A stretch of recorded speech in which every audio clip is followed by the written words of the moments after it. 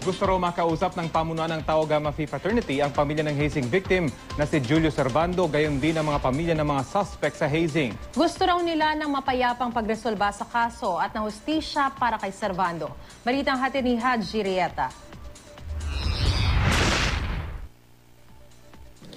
Sa kuwang ito ng CCTV sa NAIA Terminal 1, makikita ang lalaking naka-checkered na polo.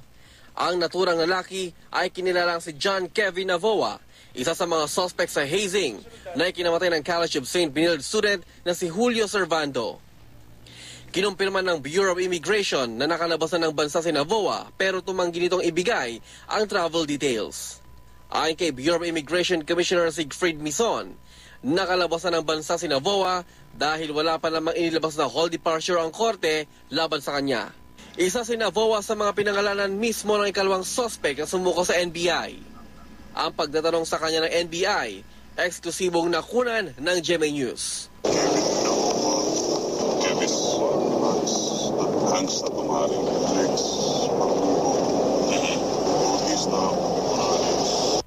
Inilahad ng sumukong suspect ang kanyang mga nalalaman sa nangyari sa initiation rites noong gabi ng June 28. Sumuko raw siya dahil hindi nakakain ng kanyang konsensya. Bukod daw sa mga estudyante, nakasama rin daw sa hazing ang ilang alumni. Mike Castaneda, sino ba? Tapos may mga alumni na hindi ko po kilala.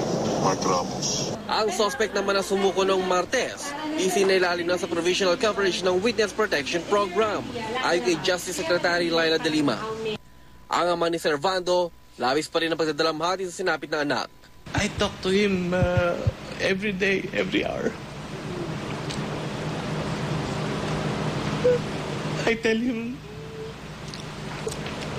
I'm sorry, hindi ko siya nabantayan. Ang Tau Gamma Phi Fraternity naman, nais sana makausap ang pamilya ng mga suspect, maging ang pamilya ni Servando. We want this matter to end in a peaceful way so that we will be able to give justice to the family of the late Servando. Haji Rieta, GMA News.